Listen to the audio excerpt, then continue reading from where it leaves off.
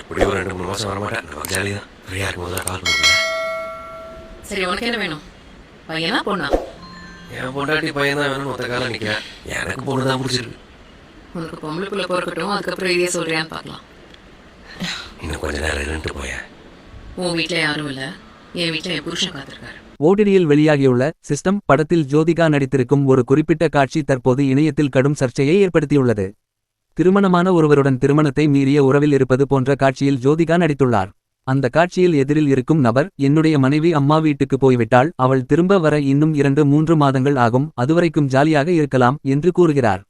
அதற்கு ஜோதிகா, உன் வீட்டில் உன்னுடைய மனைவி ஊருக்கு போயிடா, யாரும் இல்லை, ஆனால் என் வீட்டில் என்னுடைய கணவர் எனக்காக காத்து கொண்டிருப்பார் என சொல்லி சுடிதாரை சரி செய்யும் காட்சி இணையத்தில் தீயாக பரவி வருகிறது. இந்த காட்சியை பார்த்த பல இணையவாசிகள் கடுமையாக எதிர்ப்பு தெரிவித்து வருகின்றனர். சூர்யாவை மக்கள் கருப்பசாமியாக கொண்டாடி கொண்டிருக்கிறார்கள்.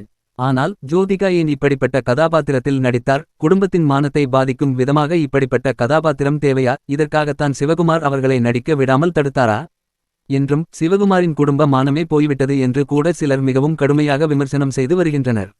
ஆனால் இன்னும் சிலர், ஜோதிகா ஒரு நடிகை என்பதால் இதுபோன்ற ரோலில் நடித்திருக்கிறார், ஒரு காட்சியை மட்டும் வைத்து தனிப்பட்ட வாழ்க்கையோ குடும்பத்தையோ விமர்சிப்பது தவறு என்றும் ஆதரவு தெரிவித்து வருகின்றனர். ஆனால் தற்போது சமூக வலைதளங்களில் அதிகமாக பேசப்பட்டு வரும் விஷயம் ஜோதிகாவின் இந்த கதாபாத்திரமே. அடுத்த சில வாரங்களுக்கு சமூக வலைதளங்களில் ஜோதிகா தான் பேசப்படும் பொருளாக இருக்கப் போகிறார் என்பது இதன் மூலம் தெரிகிறது. இந்த மாதிரி நிகழ்ச்சி இதுக்கு முன்னாடி நிறைய நடந்திருக்குது. ஆனால் இதுதான் ஃபர்ஸ்ட் டைம்.